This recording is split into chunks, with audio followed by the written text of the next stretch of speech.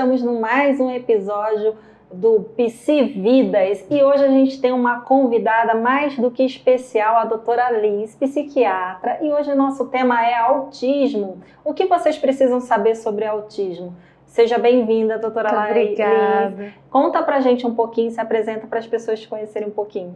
Eu sou médica, psiquiatra, além disso, sou médica de família, faço atendimento no Rio de Janeiro, na Barra da Tijuca, atendo crianças e adultos e faço tratamento tanto da parte alopática, conservadora, como tratamento com canabidiol. Muito bem. Você sabe que muitas das vezes a primeira situação que eu peço para os pacientes é primeiro tentar pela alopatia, porque eu acho que a primeira coisa é a gente tentar organizar a casa. Depois que a gente organiza a casa, a gente tenta as medicações possíveis e imaginárias. Que legal, difícil uma psiquiatra trabalhar.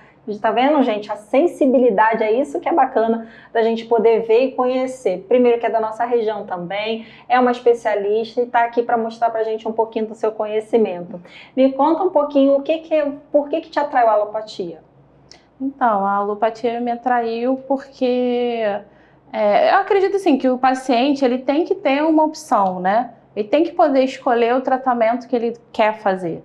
Então, eu gosto muito de ter essa possibilidade de trocar com o paciente e fazer essa decisão juntos, né? Do que ele vai tratar, de como ele vai tratar. Então, eu acho que isso que me atrai, assim, ter várias possibilidades. Sim. Aí o canabidiol também tá vindo aí com uma força bem legal também, né? Porque Sim.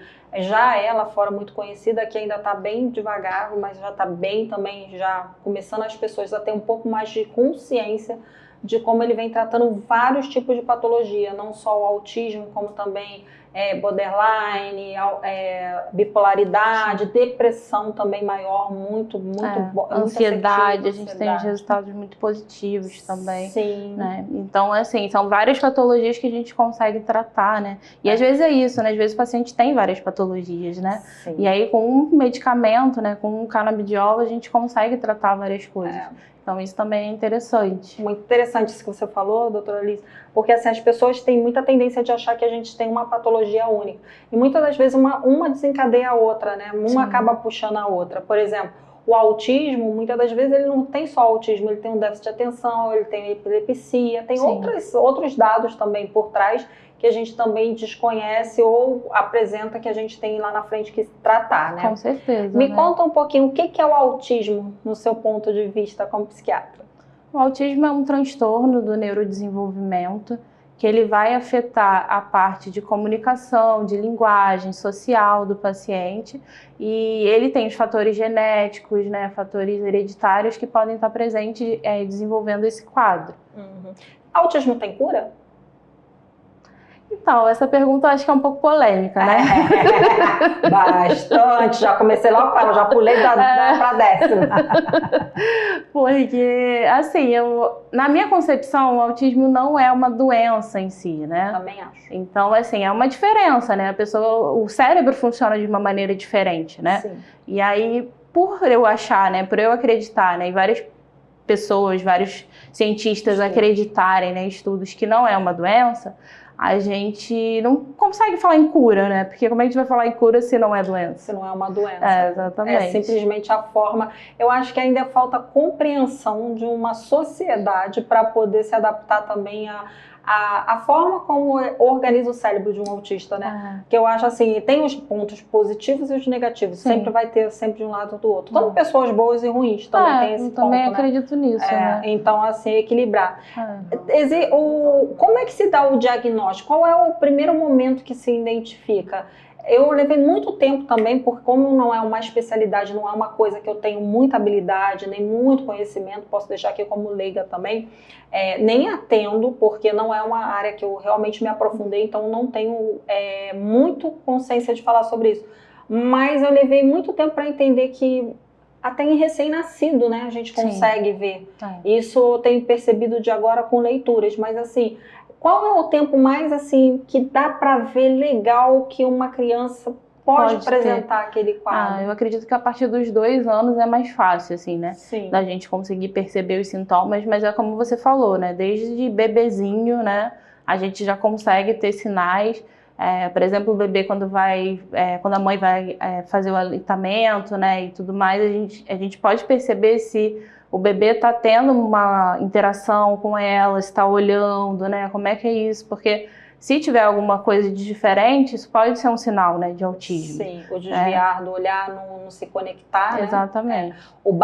Eu acho que o bebê fica muito mais fácil de apresentar dentro dos dados de não experiência, tá, gente? Deixando bem claro isso.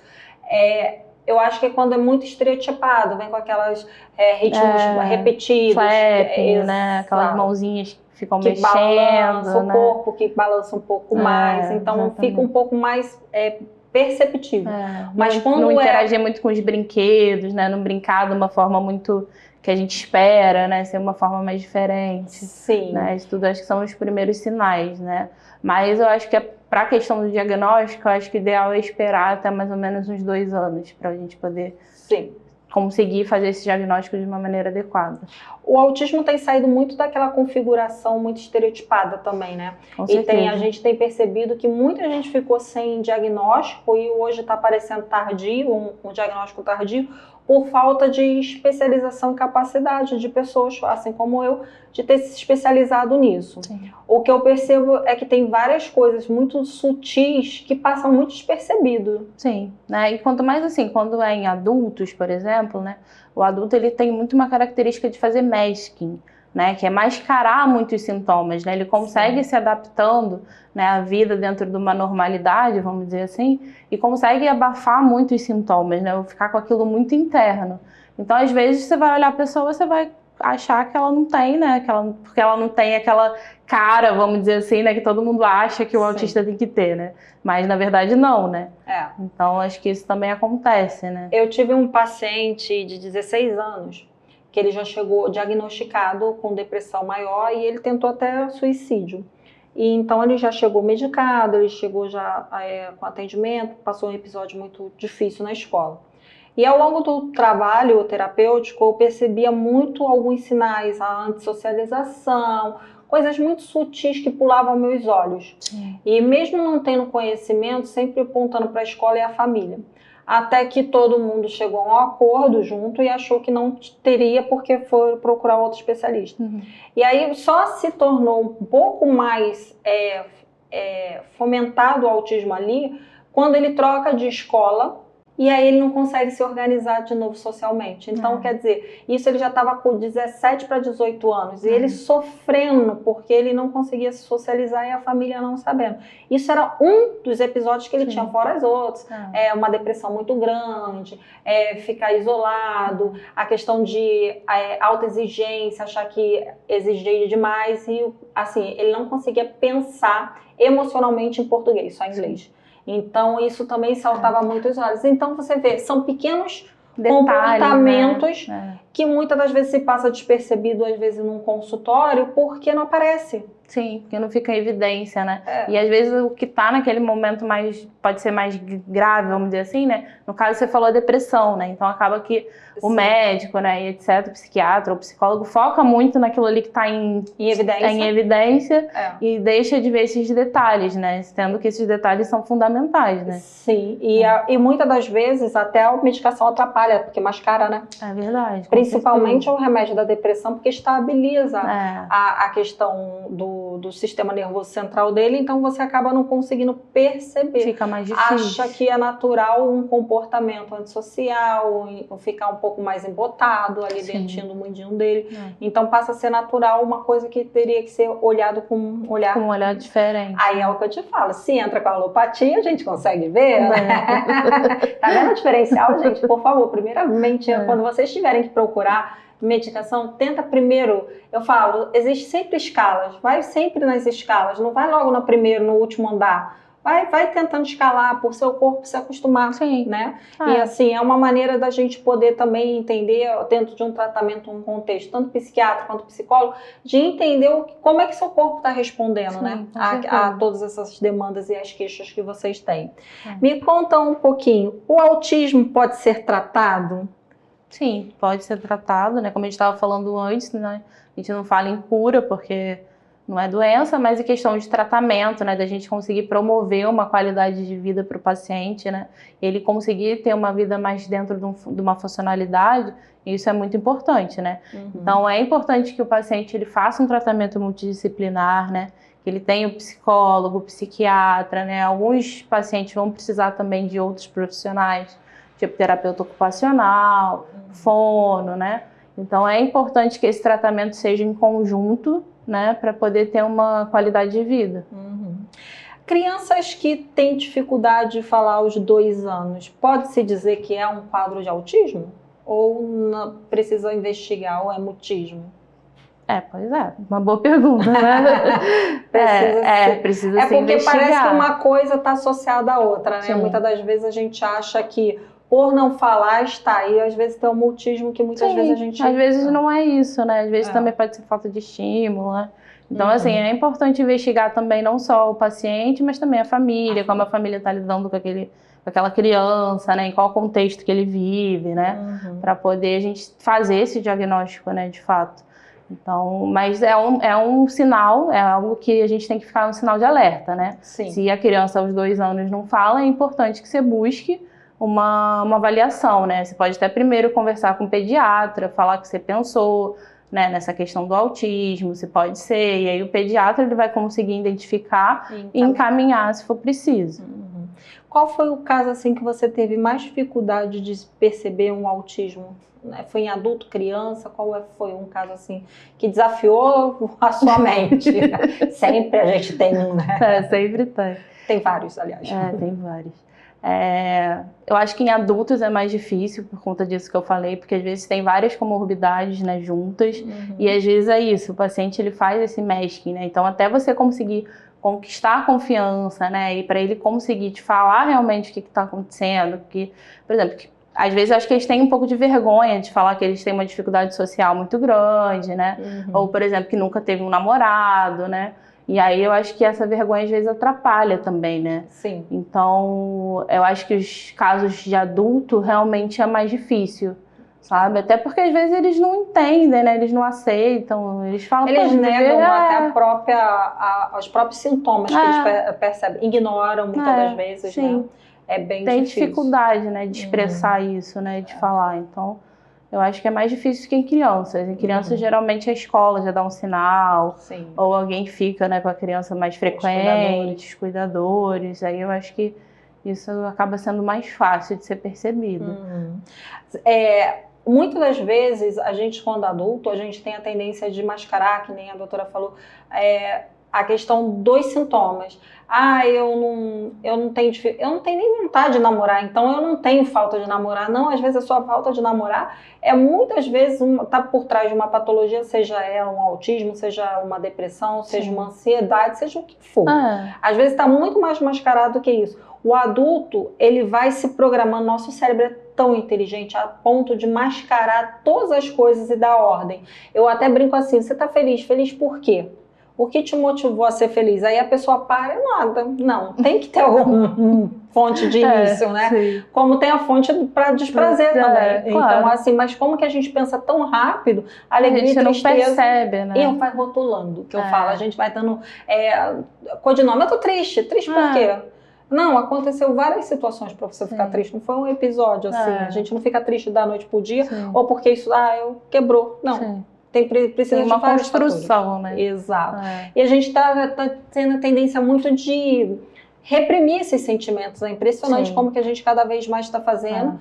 E aí você está vendo mais jovens cada vez mais ficando mais depressivo. Sim. Porque não consegue identificar os sentimentos que está passando ali por dentro, né? E eu acho que também essa questão tem uma utopia muito grande, né? De que a pessoa precisa ser feliz 100% do tempo, né? Mas ninguém é 100% do tempo feliz. É normal a pessoa ter variação, né? Sim. É normal ficar um pouco triste, acontecer alguma coisa, né? Ficar um pouco frustrado, chateado, né? Então essa coisa, acho que das mídias, né? Que valorizam muito essa questão de ser muito feliz, de ter tudo, isso faz com que eu acho que eles fiquem mais depressivos, né? O que acontece? Nosso cérebro, ele tá ali. A gente dá uma dopamina para ele. Eu falo assim, é uma droga a gente estimular a nossa dopamina, porque a gente dá prazer momentâneo. seja por drogas lícitas, que hoje a gente tem bebidas alcoólicas, é para dar aquela relaxada. Medicações sem orientação, prescrição e orientação médico profissionais. A questão de você o tempo todo tá dando estímulo para sua dopamina. É uma comida, é um vídeo, jogos. Então você tá dando várias drogas o tempo todo estimulando. E tem hora que você quando você vai sair dali, você não consegue entender o vazio, você não consegue entender que você passa por frustrações, porque você tá sempre estimulando, né? Estimulando. De forma positiva, vamos dizer. Né? Exato. E essa forma, o excesso do positivo te traz para frustração. E aí é onde a gente não aguenta, porque nosso cérebro está tão acostumado só a receber o lado positivo que quando recebe um negativo passa a ser uma coisa bem rompante, aí entra naquela questão das crenças, né? Eu acredito que eu posso ter, eu tenho que ter, se eu não tenho é a morte. Exatamente. E aí começa aquela crença do radical que a gente precisa entender. Uma coisa que eu escuto muito é os adolescentes falando, mas todo mundo consegue tudo tão fácil, por que eu não consigo tão fácil, né? Mas às vezes é o tão fácil que está sendo mostrado ali, né? Na rede social, no vídeo, né? Sim. Mas você não sabe o que a pessoa fez para chegar ali, né? O que ela passou, né? Ou se aquilo é real também, né? Ou se aquilo é real. Tem tanto fake news. Parece assim, o jardim do outro é mais verdinho que o meu, né? Com certeza. Mas vai ver direitinho. Eu falo que a rede social é 1 segundo para a felicidade. E quantas horas de mentira por trás da é bem difícil. Como é a vida de uma pessoa com autismo? Criança, principalmente com a família. Como é que você lida, como você atende a família? Como é que é o seu atendimento? Então, geralmente meu atendimento, eu chamo os pais, eu fico com a criança também na sala, né?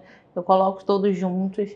Alguns momentos os pais querem falar algo que o filho não esteja presente, eu dou esse espaço para os pais, né? Eu consigo fazer a consulta só com os pais e depois chamar a criança, né? Então isso é muito relativo, assim, acho que flui muito do que eu tô atendendo, da demanda, mas eu acho que é muito importante a gente sempre pedir avaliações em relação à escola, em relação a terapeutas, né? Então eu sempre peço relatório da escola, relatório do psicólogo, né, ou de outros profissionais que estão envolvidos no caso.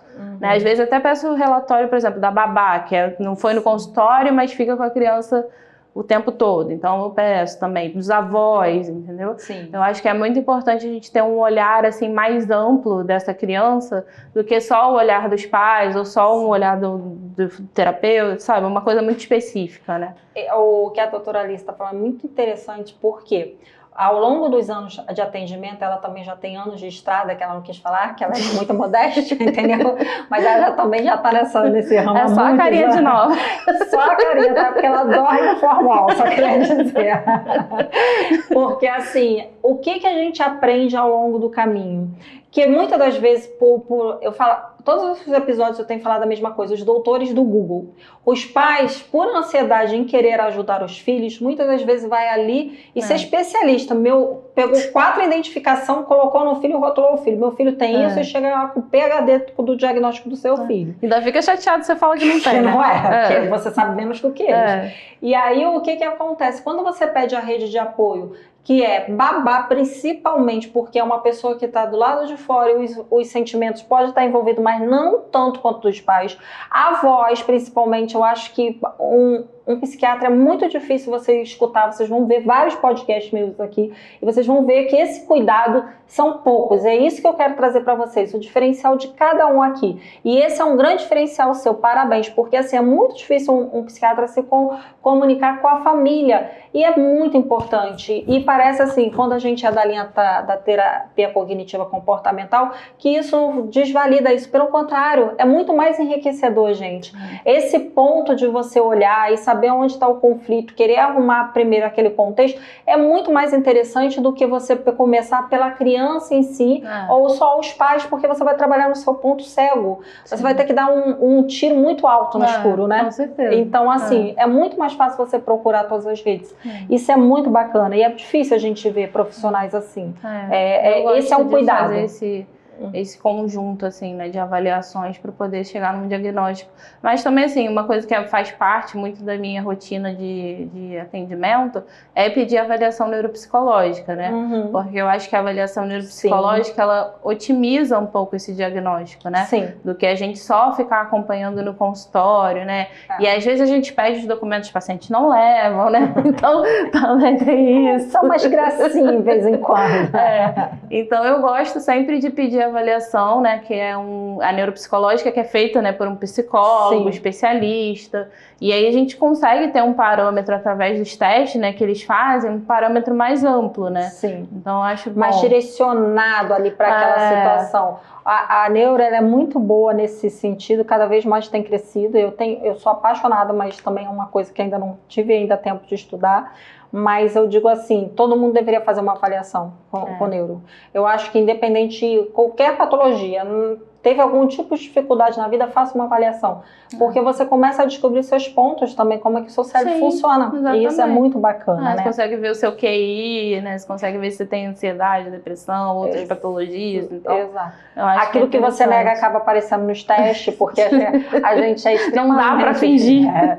Eu falo, todos nós seres humanos, somos defendidos ao ego extremo. Eu falo assim, a gente tem uma defesa de nos mostrar um medo de falar das nossas dores, a gente está sempre tentando abafar, mascarar tudo aquilo que a gente sente para ser mais bonitinho. Ninguém quer mostrar seu lado feio, né? Verdade. Se vocês soubessem que mostrar esse lado fica mais fácil de ser curado, poxa, muito mais, ajudaria os psicólogos e os psiquiatras a ir mais rápido no tratamento. O que para você é mais desafiador na clínica? De uma maneira geral? Geral. Eu acho que é quando o paciente não tem consciência da morbidade, né? Acho que é muito do que você estava falando agora também, né? Que eu acho que é quando o paciente não tem consciência de que ele está doente. Eu acho que isso é muito difícil, assim. Comum eles chegarem? Eu vejo muito isso na ansiedade e depressão. Eu vejo assim, a aceitação da doença, eu acho que é mais comum, assim, ter dificuldade de aceitar que está naquele momento, eu acho que é mais comum. Mas, eu falo dos pacientes que realmente não têm a menor noção de que eles estão com uma doença psiquiátrica. Né? Por exemplo, pacientes que têm transtorno delirante, né, esquizofrenia, coisas mais graves, assim, que eu acho que causa muito prejuízo para a família e o paciente ele não consegue perceber o prejuízo que ele está causando. Então, isso eu acho que é muito desafiador, sabe? De você conseguir mostrar para aquele paciente que tem um problema sim e que ele precisa fazer um tratamento. Você falou do episódio delirante. Hoje em dia, o que eu tenho visto muito em clínica é muitas vezes adolescentes, adultos que fazem abuso de drogas ilícitas. Tá? E eu não preciso dizer os nomes aqui, mas assim, drogas ilícitas. Então ele tem episódios delirantes, muitas das vezes os pais acham que é por causa da droga. E muitas das vezes não, ele já tinha. A droga só potencializou. Então, por isso que é muito importante elevar, mesmo se vocês acham que é só pela droga, se só aparece na droga, porque a droga ela só é o céu aberto para que mostre todo aquele inconsciente que já está ali latente dentro da pessoa. Ela não vai falar aquilo, como tem pessoas que usam e não tem nenhum tipo de delírio persecutório. E se tem, a gente tem que começar a sinalizar, por que está aparecendo? Com certeza. Então, saber que existe já uma questão da dependência do abuso de droga, ok. Mas às vezes por trás do abuso de drogas tem outra patologia que a gente precisa olhar. Então fiquem atentos a essa questão. É o que você falou, às vezes está lá dormido, né? Está lá apagado, vamos dizer, mas aí a droga floresce essa patologia, né? Então é importante, né? Procurar.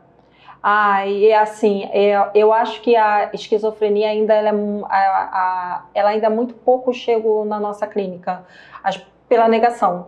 Pela negação da família, achar que a pessoa tem problema, ou então por medo também de levar, porque às vezes se torna muito agressivo. Né? Então a família é difícil tem a família levar, né? Porque a pessoa não aceita. É mais fácil a ambulância buscar. Com certeza. Geralmente por uma crise, um episódio de raiva, uma situação bem mais grave, né? De fúria que acontece em casa, que é bem difícil. Eu acho que é um dos pacientes mais difíceis de ser lidados. Eu acho que até pior do que o bipolar, porque o bipolar ainda transita na clínica. Ele ainda vai, né? Tipo, às vezes ele para de tomar meu remédio, mas às vezes ele para de ir também. Mas ele ainda busca. Naqueles momentos que ele tá ruim, ele vai. A gente torce para que ele caia para poder ir tratar. Quando ele acha que tá no topo, meu filho, ele é Deus. Então, assim, Nem Deus está abaixo dele, ele está acima de Deus. Então é bem difícil. Mas o transtorno da esquizofrenia ainda tem muita gente. Eu vejo muito pouco repórter, doutora Liz, assim, eu vejo muita coisa acontecendo com a sexualidade, abuso. E você vê que tem patologia porque ainda falta muito a questão do recurso público para medicina, para psiquiatria, para a questão da saúde mental. Eu acho que a gente fechou muitas portas com isso. Muitos hospitais se fecharam, o CAPS trabalhando uma moda lá Bangu porque não tem investimento. Né? Não tem investimento, né? Não tem recurso para trabalhar. Não tem valorização do profissional, né? Quem que vai querer trabalhar? Exato. Quem quer trabalhar com a margem que é fora da lei ali, né? Que fica ali, não incomoda, ou incomoda muito, mas não incomoda uma parte da sociedade que deveria ser trabalhado. Eu, na minha experiência, eu trabalhei, né, em CAPS infantil, em adulto, trabalhei no hospital psiquiátrico, né, no Nísio da Silveira. Então, assim, eu já passei por isso, né? Realmente é difícil, né? Não é fácil, né? Eu acho que também é um pouco desgastante para o profissional, né? Muito. Eu falo que as pessoas que trabalham tanto na parte de oncologia, porque eu já fui também, a parte do Nísio, eu sou apaixonada. Então, assim, pena que ele fechou, né? Então, assim, o Juliano Moreira, são hospitais que a gente, quando é apaixonado, a gente não tem como... Eu falo, não tem como você não visitar esses lugares, nem que for de curiosidade tu vai. E eu falo assim, é o lugar que você vê a loucura de uma forma tão enriquecedora, porque assim, tem tanto talento essas pessoas. Pena que não são estimuladas da forma certa. Com certeza. Né? E às vezes tem tanta gente que se proporciona a fazer tratamento e não tem oportunidade de fazer tratamento, que é pior. Porque o que nega, a gente ainda sabe que está usando alguma outra coisa que está sendo meio que terapêutico. E aqueles que não têm absolutamente nada, né? Nenhuma medicação certa para tomar. Que é triste. Eu acho essa parte muito triste da saúde mental nossa, que está cada vez mais se exaurindo, cada vez mais sendo difícil chegar a acesso das pessoas e assim, é complicado, porque a gente não vê medida pública. Até porque também eu acho que depois da pandemia aumentou muito, né? O caso, né? O número de casos de pessoas com alguma patologia psiquiátrica, né? Então, acho que a demanda está muito grande, né? Então, se a gente vê assim na parte pública, né? Nos planos de saúde, né? É tudo lotado, né? Então é difícil mesmo conseguir uma consulta, né? Muito. Até para psiquiatra, né? Até para psiquiatra, para poder conseguir, é uma luta. Até o plano particular é complicado para marcar. Quais são os fatores genéticos que contribuem para o autismo? A gente não tem ainda um conhecimento específico sobre esses fatores, né? A gente sabe que são fatores hereditários, a gente sabe que tem um envolvimento genético, sabe que pode questões ambientais piorarem, né? Mas a gente ainda não tem nenhum estudo que consiga identificar exatamente qual é esse fator, sabe? Hoje, o fator que mais você acha, assim, qual é o autismo que...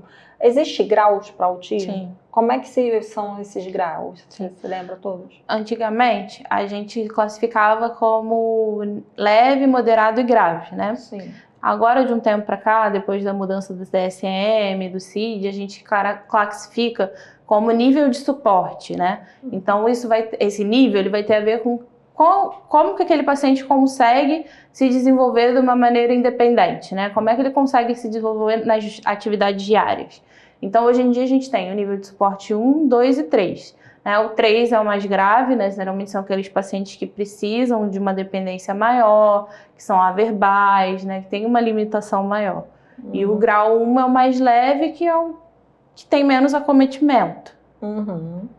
E qual é a parte que o cognitivo fica atrasado deles? Né? Em qual grau desses? Geralmente no grau 3, mas isso depende, assim, isso é muito relativo, né? O autismo, ele pode ter um comprometimento intelectual ou não, isso é algo que seja uma regra, né? É porque a pessoa tem autismo que vai ter. E também, até inclusive, né, os autistas muitas vezes ao contrário, né? Eles têm uma superdotação, uma altas habilidades associada, é bem comum. Mas todos os graus podem ter um prejuízo cognitivo, pode ter uma deficiência cognitiva, mas geralmente é mais no grau 3. Você acha que qual é o parente próximo? Eu falo assim, qual é o primo que confunde o autismo? O TDAH? Eu falo, sempre tem um primozinho, né, que vem para dificultar nosso diagnóstico. É o TDAH ou é com a hiperatividade? O que você acha que dificulta um pouco ali na nossa linha da psiquiatria? Eu acho que, como é um transtorno, né, do neurodesenvolvimento, acho que todos os transtornos que estão dentro dessa classificação podem confundir. Mas é muito comum, né, o TDAH, né, o transtorno de déficit de atenção e hiperatividade, ou sem hiperatividade, né, poder confundir, né, se aproximar dos sintomas, né? O cérebro do autista e o cérebro do TDAH funcionam de maneiras muito parecidas, né? Alguns com prejuízos mais em outras áreas do que outras, mas assim, é um funcionamento muito parecido. Sim. Então é comum confundir, né? A avaliação neuropsicológica, né, faz muito essa diferença.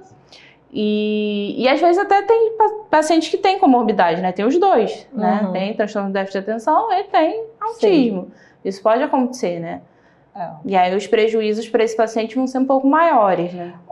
Quando você tem os dois, ele transita nas 3 esferas? Como assim? Leve, moderado? Se é no mesmo grau, sim. Sim, da mesma coisa. Ele pode transitar nos 3, Pode transitar nos 3 graus. Existem medicações hoje que conseguem regular somente o autismo? Não. Não, né? Não tem medicação muito específica. Essa medicação é para autismo. Não existe isso. Né? A gente tem classes de medicações que normalmente a gente utiliza na parte do autismo. Geralmente antipsicóticos são muito recomendados, assim, porque acalmam, né? Às vezes, dependendo do grau, dependendo do autismo, pode ter sintomas psicóticos presentes, né? Por exemplo, a risperidona, né, que é um medicamento muito comum usado no autismo, ela consegue ajudar na parte da evolução cognitiva. Então, ela também ajuda nesse desenvolvimento, sabe? Sim. Então, assim, não é um remédio específico para autismo, mas são remédios que trazem benefícios. Eu tenho batido muito também aqui na tecla, doutora Alice, assim, porque as pessoas têm a tendência muito de ler bula, né? Sim. Eu falo, para psiquiatria é a pior coisa que tem, porque se você ler, você vai à lua. Como existia. Não usa, né? Exato. Você lê, você não usa, porque lá vai estar escrito milhões de coisas que às vezes nem acontece, né? Mas que a indústria farmacêutica precisa estar lá constando para não ter problema, né? E ter um direcionamento, mas isso não quer dizer que ele só serve para aquilo. E isso confunde muito os pacientes na hora de a tomada de decisão. Eu acho também ruim, porque na bula, muitas vezes eles colocam a patologia, por exemplo, esse remédio é para esquizofrenia. Sim. E às vezes você tá usando para outra coisa que não tem nada a ver, entendeu? Então, exatamente. Isso é bem ruim, né? E aí a pessoa não quer tomar, eu não tenho isso, ela não falou que eu tenho isso, como é que eu vou tomar isso? Exatamente. Que é muito comum também na bipolaridade, né? Que a gente usa muito anticonvulsivante. Aí lá vai estar escrito que é para epilepsia, né? Que é para convulsão. E o paciente às vezes não tem isso, Exatamente. Né?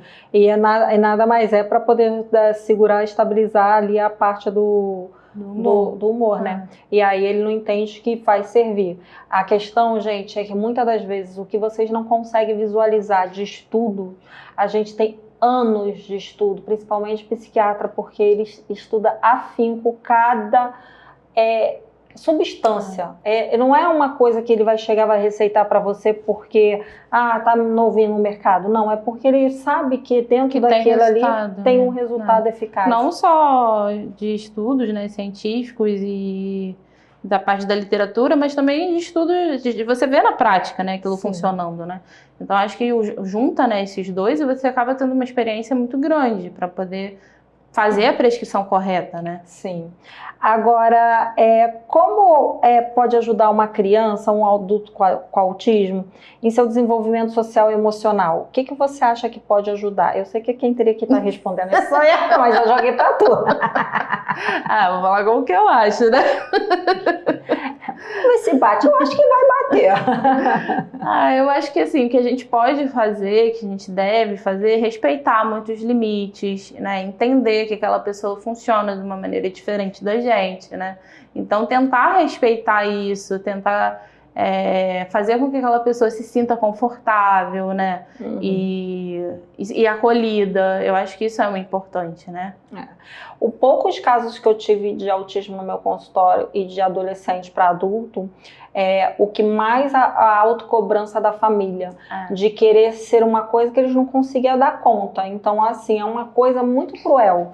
Eu acho que é isso, é muito de deles esperarem que passe limite que ele não vai fazer. Não vai ter. Não vai ter. Por exemplo, eu tive um paciente que ele, quando encontrava os amigos da escola, ele saia correndo, ele se escondia. E os pais queriam que ele fosse enfrentar e falasse com as crianças. E aí os pais não entendiam por que na escola ele falava com aquele determinado grupo e dentro do shopping não conseguia falar.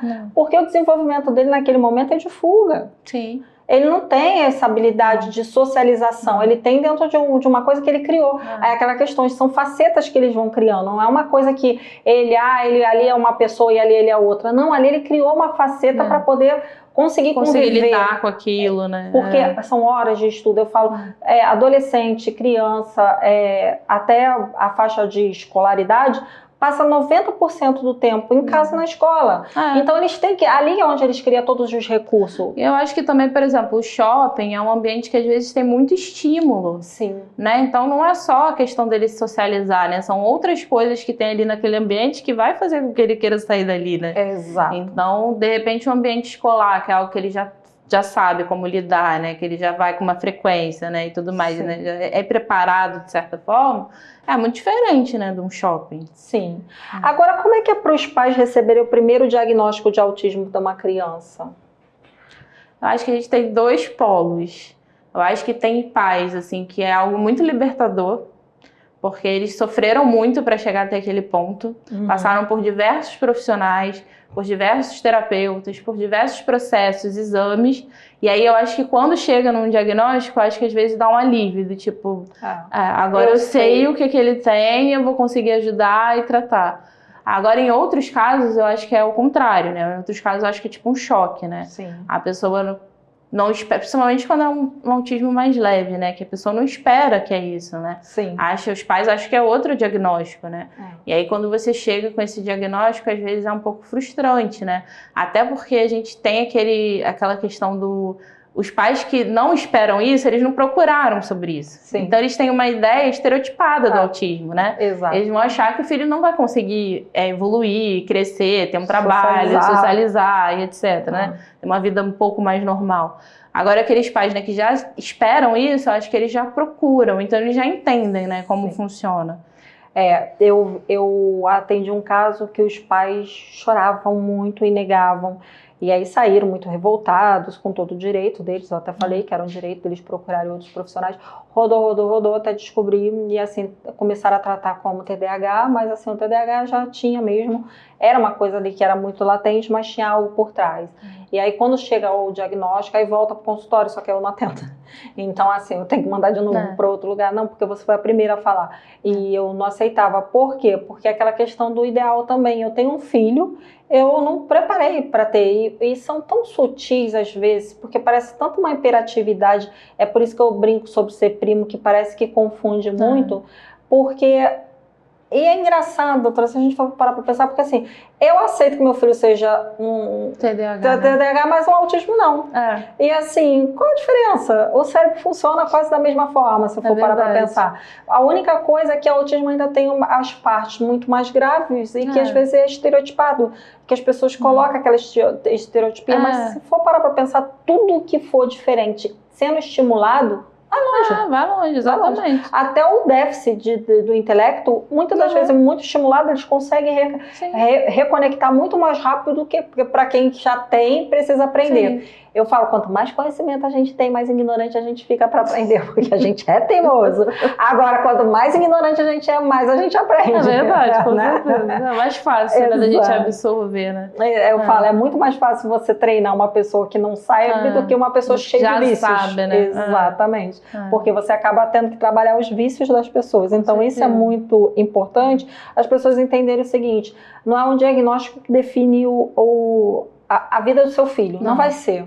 Não, e quanto antes os pais aceitarem, quanto antes os pais tratarem, maior vai ser a chance daquela pessoa ser independente, ter uma vida normal, né? Ter um grau menor, né? Então a gente sabe disso, né? Que com as terapias, né? Com estímulo, com tratamento, a tendência é que a pessoa fique num grau leve, moderado, né? Não vai ficar um grau mais pesado, né? Você já pegou algum caso de autismo, só autismo?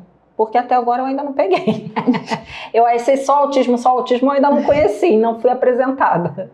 Em crianças só autismo já. Ah, legal. Crianças já, mas em adultos geralmente vem várias coisas junto, é um combo, né? Sim, é um combo. Vem a depressão, ansiedade, às vezes TDA, vem várias coisas.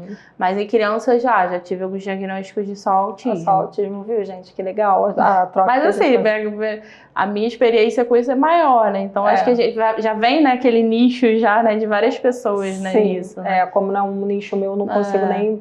são poucos.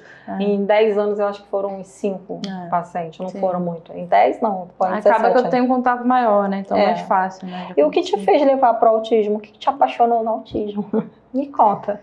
Então, o que me apaixonou foi... Primeiro, o que me apaixonou na psiquiatria, né? Que eu acho que um pouco eu falei com você antes, que meus pais são psicólogos, então eu vivia no Pinel. Desde criancinha eu vivia lá no Pinel, correndo pra lá e pra cá. Já é DNA, gente. Tá vendo o que ela tem de família? Agora vocês entendem?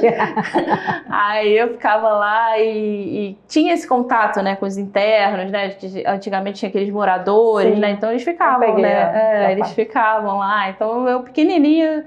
Eu ficava lá conversando, queria saber o que estava acontecendo da vida. E aí, poder ajudar essas pessoas, que eu via, né, o sofrimento, foi uma maneira que me despertou, né, para poder fazer a psiquiatria, né.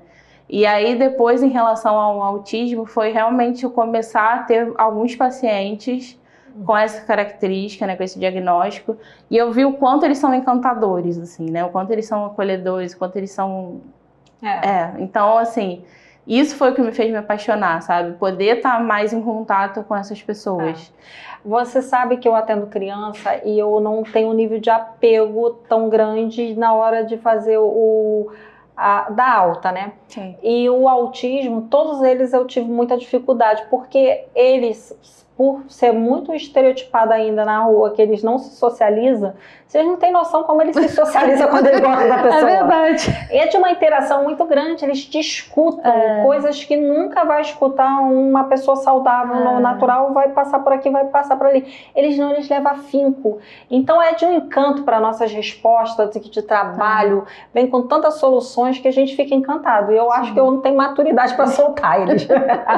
Por isso que eu ainda não me especializei, porque assim, eu gosto da alta, porque eu acho que é você ver o tratamento do início, meio e fim. E o autismo, eu acho que eu fico naquele apelo assim, eu preciso cuidar mais um pouco. Então, assim, eu prefiro não atender. Não é que eu não tenho, mas eu acho que eles me seduzem de uma forma melhor.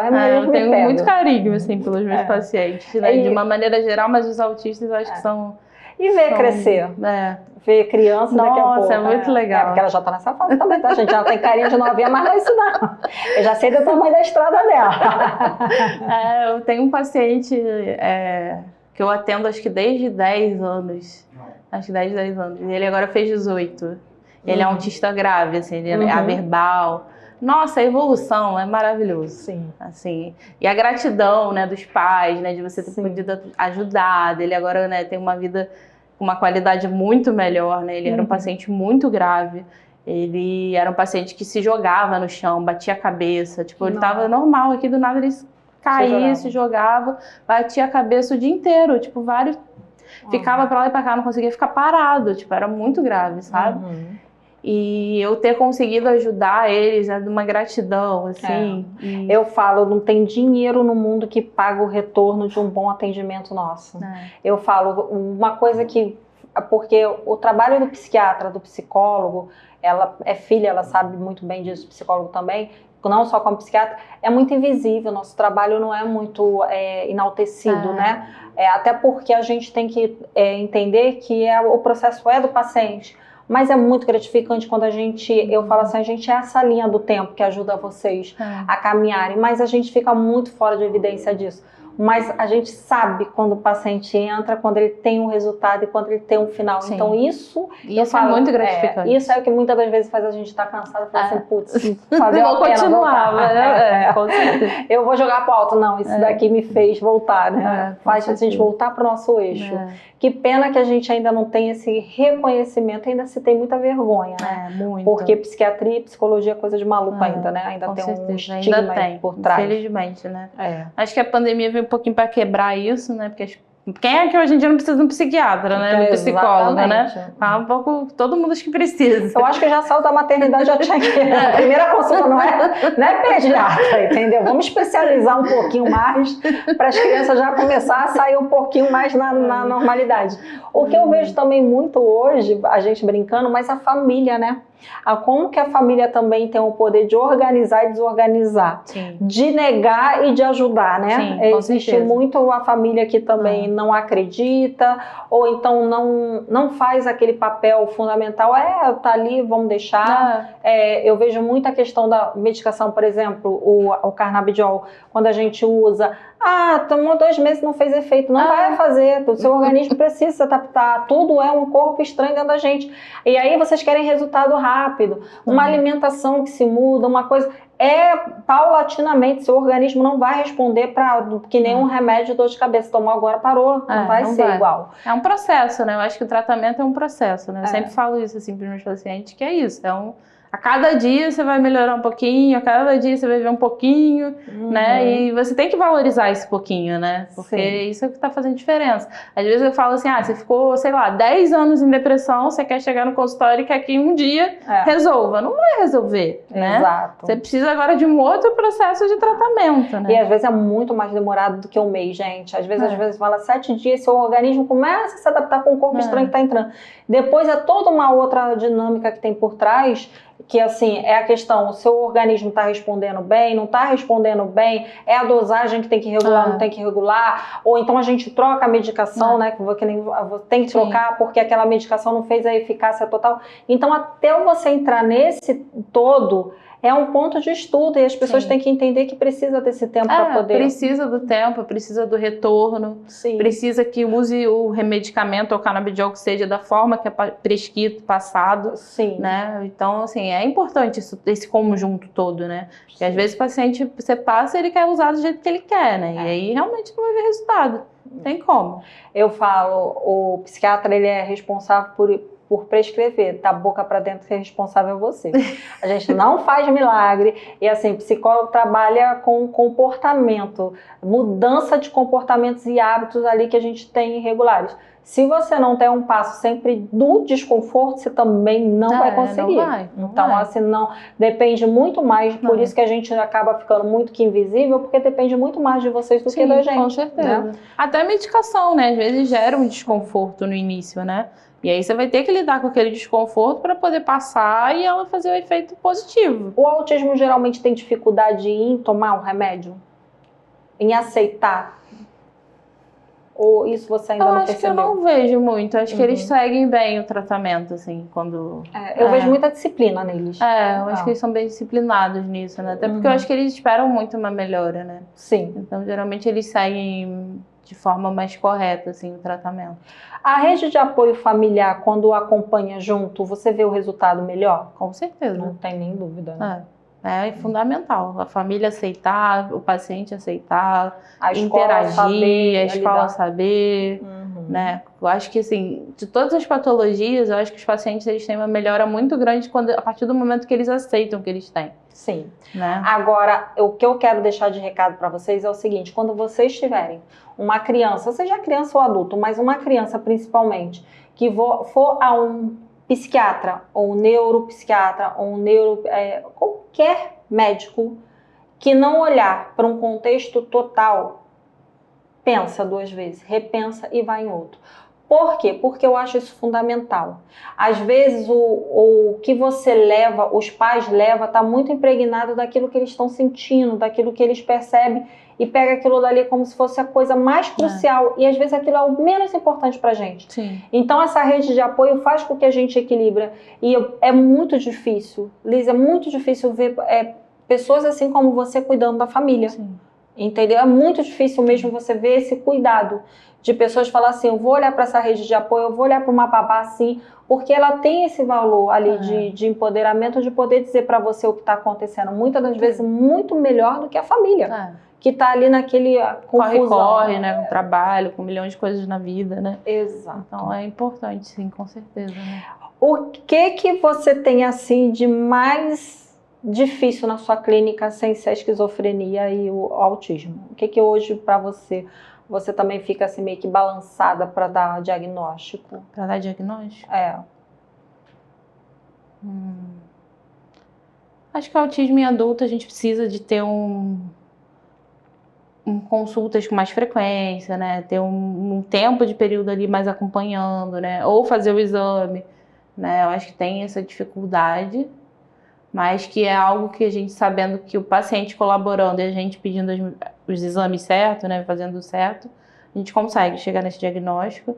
Mas eu acho que é muito difícil os pacientes que não tomam a medicação de forma correta.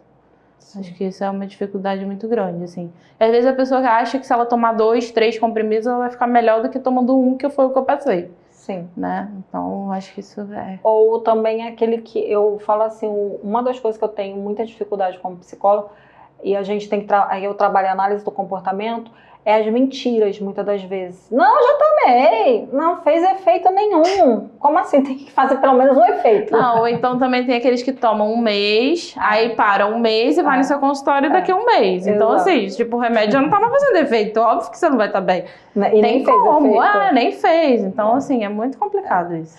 E não ser honesto, e muitas das vezes também o que você está associando. Você toma um remédio porque um outro médico passou, e aí esse remédio pode estar entrando em choque. Eu acho que a gente deveria fazer uma listinha quando a gente vai ao médico, principalmente um especialista, seja ele qual for, para dizer, porque um remédio muitas das vezes não bate com o outro. E os médicos estão muito capacitado para saber o que pode ser junto ou não, interação medicamentosa, né? É importante, né? É importante que você fale todos os remédios. Você vai no psiquiatra, você vai falar todos os remédios que você toma da sua vida. Seja do cardiologista, do endócrino, do que for, né? Sim. Tem que falar de tudo pra gente poder saber, né? Hoje em dia é muito difícil as pessoas até lembrarem também no que toma e deixa de tomar. Verdade. É bom sempre fazer uma listinha, né? Eu acho que é legal. Você fazer uma listinha do que você toma, do que você já tomou também, né? Você já tomou alguma medicação que não toma mais, acho que é importante. Tem uma pergunta que fizeram assim, a terapia comportamental é eficaz para o tratamento do autismo? Vou dizer que é a única terapia que funciona para autismo. Eu sou sistêmica, familiar, mas eu digo para você, a única que funciona, e terapeuta cognitiva comportamental, a única que aceita que o paciente vai corresponder com maior assertividade é a comportamental. A família é importante sim, mas eles dão bastante resultado quando, na verdade, eles entendem toda a parte das crenças, a parte da resistência, da negação, aonde está ali o ponto, eles conseguem muito mais ter habilidade de lidar com aquilo. Sim. Do que trabalhar o fantasiar. Eu acho que também por ser uma terapia mais objetiva, né? Algo mais concreto, vamos dizer assim, acho que é mais fácil deles entenderem, né? Porque eles têm dificuldade de entenderem muito, que é muito abstrato. E sair da rotina deles, para eles é muito. Esse negócio de abstrato, eu uso muito, como é que fala? Esqueci o nome agora, que é você contar fábulas. Sim.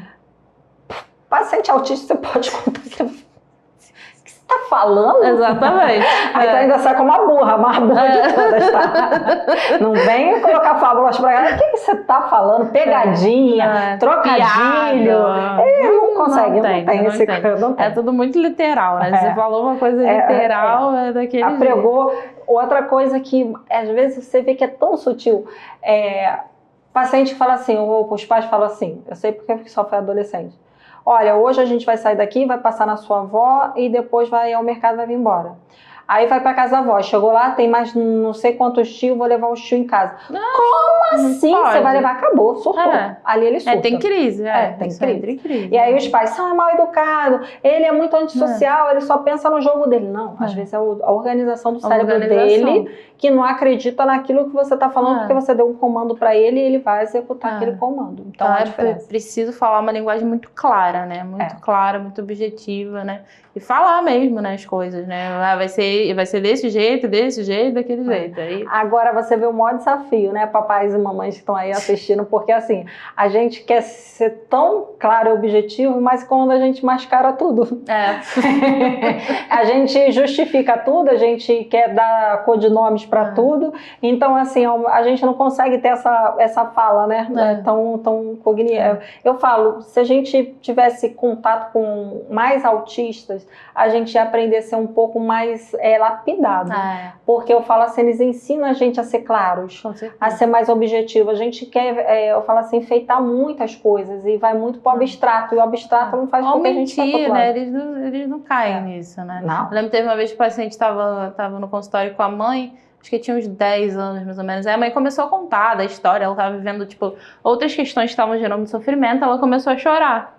E aí ele veio e falou, mãe, você tá triste, tá chorando? Ela falou, não, eu tô feliz. Ele, mas como é que você tá chorando, você tá feliz? Tipo, não tem como, entendeu?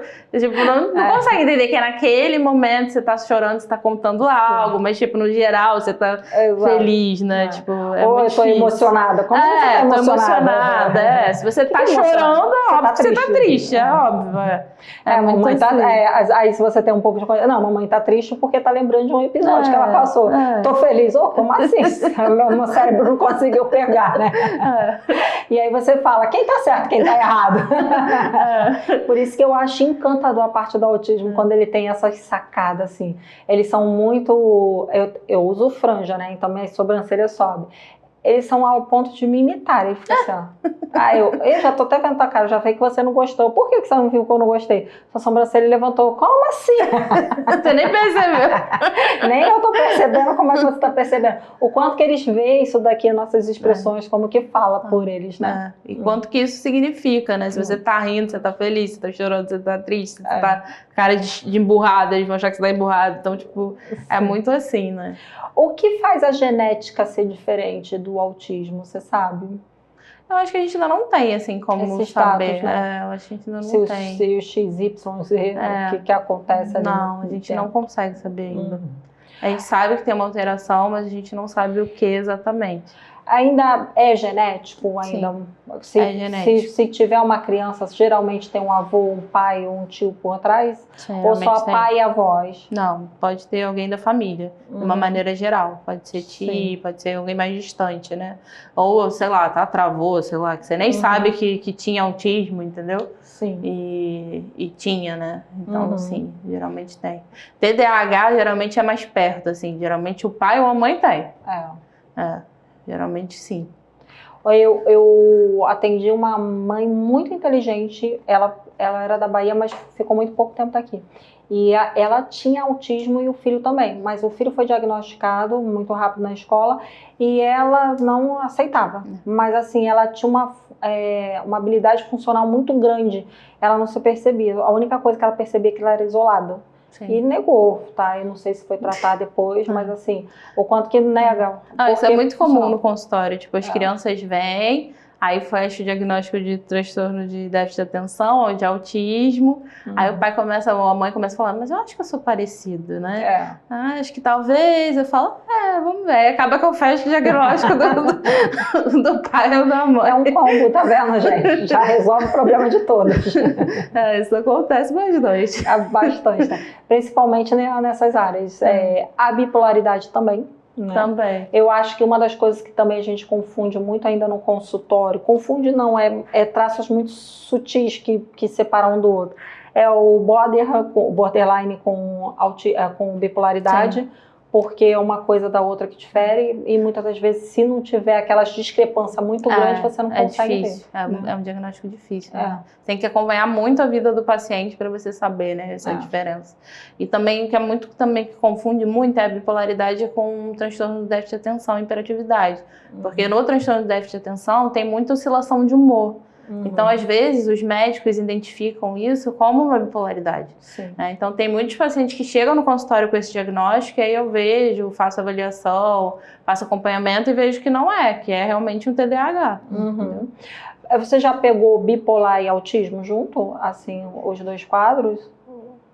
Já, é raro, mas Sim. eu tenho um paciente que tem os dois.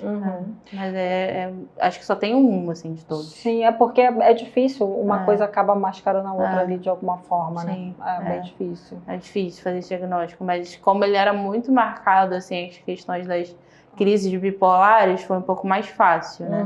Na verdade, ele tinha quando ele chegou no consultório, ele já tinha o diagnóstico de bipolaridade. E aí eu fiz o diagnóstico do autismo e aí eu continuei observando e vi que realmente tinha os dois, né? Por que o autismo, quando você fala, vamos supor, eu peço para a criança esconder uma coisa no ambiente aqui. Aí tem a mesa aqui, ele vai e se esconde junto com o ambiente, vamos supor, pedir para esconder essa ficha que eu vou procurar. Aí ele entra debaixo da mesa e fica lá com a ficha. Pode entrar, pode procurar. Eu falo assim, por que eles têm esse déficit de pegar? Eu acho que esse abstrato, né, que a gente tem na fala, né? Eu acho que é muito do abstrato, assim, né? Eles têm dificuldade de se esconder, explicar, né? Se ele não tá vendo é porque não existe, né? Então, eles têm dificuldade de entender isso, né? Até, inclusive, tipo, isso é muito característico também desses transtornos, que por exemplo, as crianças não fazem, ou adultos, né, enfim, eles não têm um vínculo muito grande com os amigos, mesmo aqueles amigos de anos, porque eles nem lembram, eles esquecem que eles têm que mandar uma mensagem, ou falar um oi, ou ligar, entendeu? Eles esquecem que tem que fazer isso, então... É aquilo, a pessoa saiu daquele ambiente, ele meio que esquece dela, entendeu? Mito ou verdade que o autismo dá muito mais para trabalhar em lugares fechados, isolados, do que lugares abertos, socializando? Sim, eu acredito que isso é verdade, né? O que eu vejo é que, por exemplo, tem muitos pacientes que são professores. E eles têm uma certa dificuldade, né? Geralmente, depois de um tempo, eles precisam fazer uma readaptação, né? Ficar num ambiente mais administrativo, né? Eles têm essa dificuldade, né? De conseguir... Tem até uma paciente minha que ela estava com muita dificuldade, ela é professora também. E aí ela trabalhava numa escola particular. Essa escola não entendia que ela era autista, então, tipo, não respeitava os limites dela, né? A questão da sensibilidade, né? Da sensorial, né? Que ela tinha muita dificuldade. Então, por exemplo, ela tinha dificuldade em botar o uniforme da escola, que ela tinha que ir com uma roupa, tipo, de professora do uniforme. A escola não entendia que aquele tecido fazia mal para ela. Ela incomodava aquele tecido. Então, ela precisava de um outro tecido para poder conseguir fazer a função dela e vestir aquele uniforme, né? Então, tinha muito essas questões. E ela sofria demais, assim, por isso, né? Isso impactava a vida dela muito, porque ela tinha toda essa dificuldade. E aí ela decidiu sair desse ambiente, ela falou, não, vou mudar, vou fazer outra coisa. E aí ela entrou para a parte de informática, tecnologia. Nossa, ela é outra pessoa, assim, tipo, ela melhorou muito, a qualidade de vida dela melhorou muito. Ela hoje em dia só trabalha com essa parte de programação, né, mais isolada, né, não tem tanto esse contato. Ela até agora vai fazer um concurso em relação a isso, né, tipo, então ela tá assim, em pouco tempo que ela decidiu mudar e que ela decidiu ir por esse caminho, ela se encontrou e ela tá tendo uma qualidade de vida muito melhor. Sim, eu acho que... pelo pouco da experiência que eu tenho, o autismo já se cobra demais. Então, ele ser cobrado do externo, ou familiar, ou ambiente, eu acho que para eles é muito pesado. Porque ele já tem essa autocobrança muito grande. Não é igual a gente, errei, tudo bem, eu posso me perdoar por ter errado. Ele não tem esse tipo de perdão. Para eles, ele ou é certo ou errado. Está muito no limiar entre o extremo e o outro, né? Não tem esse meio termo que a gente tem. A gente não consegue essa flexibilidade, né? É difícil de flexibilizar ali. É muito difícil. E ao mesmo tempo muito encantador, gente. E eu só não porque eu vou me apegar, meus pacientes nunca vai ter alta. Ou é uma coisa ou é outra, não tem como. Mas eu falo assim, trabalhar o desapego é muito difícil também, né? E são pacientes que ou te dão muito resultado ou te dão muito trabalho. Não tem outro ponto. Não tem meio, não tem um meio de trapacear trapacear, de enganar, não existe. Ou existe a resistência total, ou existe uma evolução muito grande. Então, com certeza. A gente também anda meio que nos polos com eles, né? E aprendendo a intermediar eles. Não, né? eu acho que eu aprendo muito, falando de aprendendo, eu acho que eu aprendo muito, assim, com cada paciente, sabe? Acho que eles trazem muito essa troca, porque eu acho que, assim, o autismo, ele é, como a gente falou, é um transtorno do espectro, né? Então, ele é um espectro. Então, ele varia, né? Cada pessoa é um indivíduo, cada pessoa é de um jeito diferente, cada pessoa tem uma característica diferente. Então, acho que cada dia que eu converso, né, que eu consigo trocar nas consultas, eu acho que eu aprendo um pouquinho, sabe? Isso também me encanta. Legal. Você acha que quando tem filhos do mesmo pai e mãe com autismo, o irmão também pode ter uma grande probabilidade ou não? Tem uma probabilidade maior de ter. Né? Eu também tenho muitos casos disso, assim, que o irmão, os 2 ou 3 têm... Sim. Todos têm esse diagnóstico, né? E aí acaba que a família é mais afetada ainda, né? Porque é mais difícil, né, de lidar, né? Que aí é isso, né, que eu falei, é cada um de um jeito diferente, né? Cada um querendo uma coisa diferente. Um aparece um comportamento mais imperativo, o outro é muito mais comportado, mas ao mesmo tempo tem uma questão que não consegue ter as habilidades do meio, que eu falo, que é as pegadinhas, o fazer uma piada. Fazer piada eles até se aprendem, tá? Aprende. Eles adoram, inclusive, tá? Porque às vezes falam, não, a piada não é abstrata, pelo contrário, é muito mais concreto do que vocês imaginam. E eles vão aprendendo, com certeza. Eles vão entendendo as sacadas, né? E dependendo do grau, também, é porque eu não sei ainda do DSM-5, que eu não estou atualizada, mas assim, eles também conseguem aprender o abstrato também, né? Impressionante. Sim, como você vê. Treinamento, né? Acho que é muita questão comportamental mesmo, né? De treinar e eles conseguirem, né? Aprender. Mas em questão, assim, dessa questão dos irmãos, né? Que a gente estava falando anteriormente, eu acho que também tem muito uma questão do tipo, como eles são diferentes, às vezes um tem uma facilidade numa coisa e o outro uma dificuldade em outra. E eu acho que tem muito essa questão de tipo, mas por que ele consegue e eu não consigo? Né? Então, por que eu sou desse jeito e ele é desse outro jeito, né?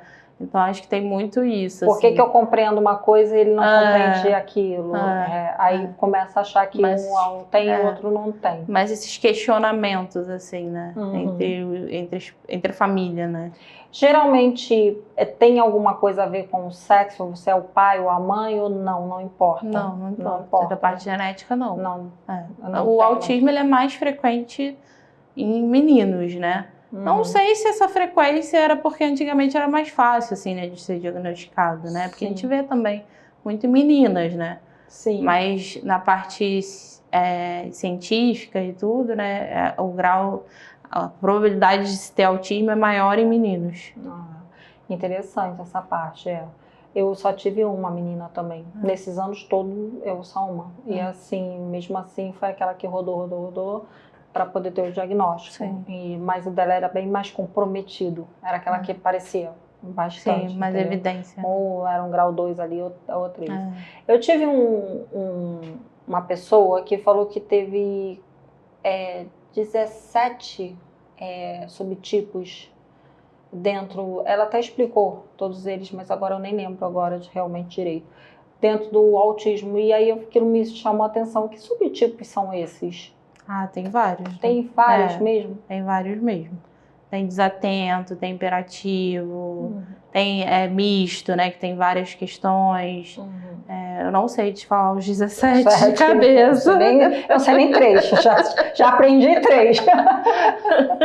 Mas tem todas essas variações mesmo.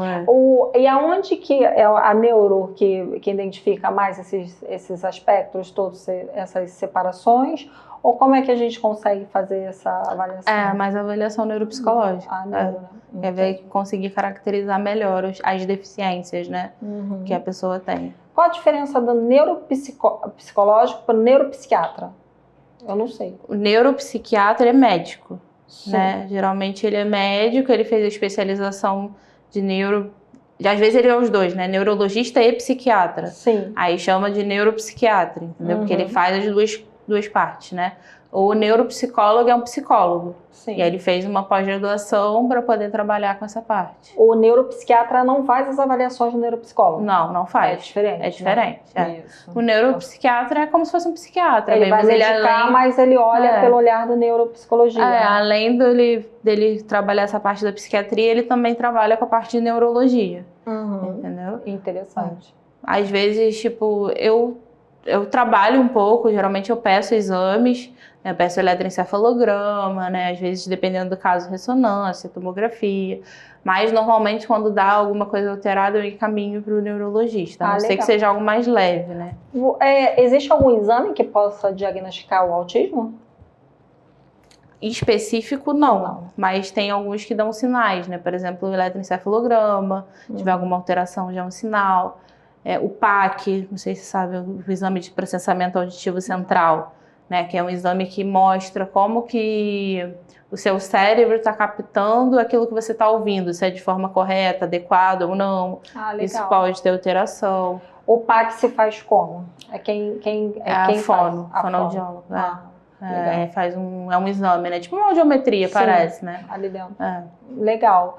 Eu tô falando isso porque a minha primeira indicação que eu encaminhei para uma médica ou uma paciente, a médica, eu tava no trânsito, no carro, me liga, aí entrou lá no Bluetooth lá do carro, aí eu atendi ela, aqui, eu sou psiquiatra, tô atendendo fulano de tal, e eu queria saber o seguinte, que você encaminhou ela aqui para fazer, ela tem como se tivesse autismo e você pediu para fazer exame. Que exame? Eu falei, olha, doutora, se a senhora não sabe o exame que vai fazer, imagina eu, que eu também não tenho essa noção. E aí ficou aquela disputa de força no telefone. Eu falei, depois eu desliguei e falei, meu Deus, mas se eu encaminhei porque eu não tenho. Eu falei para ela, eu não tenho noção sobre autismo, eu te encaminhei porque eu não tenho. E eu não sei se ela te procurou como especialista nisso, mas eu acredito que ela tem para alguns traços, que eu posso te falar isso. Agora, se tem exame e não tem, eu não posso te dizer. Eu tô esperando de você também. Não é você, né, que vai saber, né? O médico que tem que saber. Mas foi a primeira burdoada que eu tomei assim. E é uma pergunta que eu acho que muitos pais se perguntam, né? Porque eles chegam no consultório falando, mas e os exames? Mas assim, para você fechar um diagnóstico psiquiátrico, seja de autismo, seja de outra coisa, não necessariamente, obrigatoriamente, você precisa de exames. Sim. Né? Algo mais clínico, né? Os exames, se você quiser pedir, para ajudar, para complementar, para poder excluir outras coisas, né? Ou ter índices de reforço, né, para aquele diagnóstico. Sim. Mas todos os diagnósticos psiquiátricos, teoricamente, você pode fazer clinicamente, sem exame. Só no olhar. A questão é você se respaldar num todo e os pais também se sentir um pouco mais seguro que você trilhou um caminho ali, quando você não foi no achismo ali naquela hora. Exatamente. Né? Você mapeou todo. Eu acho que isso traz muito mais segurança, né? Eu acho que sim. Doutora Alice, a gente já está chegando ao final e eu queria dizer assim para você, o que você quer deixar de recado pro pessoal? Pode dar o seu feedback pro pessoal. Eu achei super legal o nosso encontro, gostei muito, foi muito bom ter essa oportunidade de falar, né, de conhecer você, né, que é uma pessoa tão especial. Gostei bastante. Também, gente, eu já tô fã, tá? Só queria dizer, falou em família, falou comigo, entendeu? Se atende família, já me atende, já é um pacotão. Eu gosto assim, pacote combo, entendeu? Também gostei muito. O recado que eu quero dar é que as pessoas consigam respeitar, né, principalmente quem tem algum transtorno, quem tem alguma deficiência, alguma questão de saúde mental, né, ou com o autismo, né, ou como outros. Eu acho que é muito importante a gente respeitar essas pessoas, entender que tem tratamento, né, que tem uma questão de acompanhamento, e eu acho que isso é fundamental, a gente valorizar, né, que é importante, né, ir no psiquiatra, é importante no psicólogo e se cuidar. Qual a sua rede social? É @doutora Elisli Abrão. Meninos, coloca aí para todo mundo ver. Gente, eu falo o seguinte, em toda a minha experiência, quando a gente pega psiquiatras que cuidam num contexto total, vou repetir isso milhares de vezes, vocês vão escutar isso em todos os podcasts, vocês vão ter um olhar muito diferenciado e um tratamento muito mais eficaz. Parabéns, porque não são todos, eu posso dizer de carteirinha, entendeu? Que não são todos que têm esse olhar, esse cuidado. E eu acho isso fundamental. Então, se vocês estão curiosos para saber um pouquinho mais da doutora Alice, procura ela na rede social dela, siga ela, compartilhe com as pessoas porque é muito importante. Vamos parar de rotular, você é bipolar, você é depressivo, você é mal-humorado, você é isso. Gente, não brinca, saúde mental é sério, não foi para levar brincadeira. Eu vejo muito também criança agora brincando, eu sou autista, eu vivo no meu mundo de autismo. Gente, para de rotular, porque vocês acabam comprando essa ideia para vocês. Então, assim, é isso que eu quero deixar. Qual a sua rede social mesmo? @doutora Elisli Abrão. Muito obrigada, gente. Obrigada. Tchau, tchau. Tchau.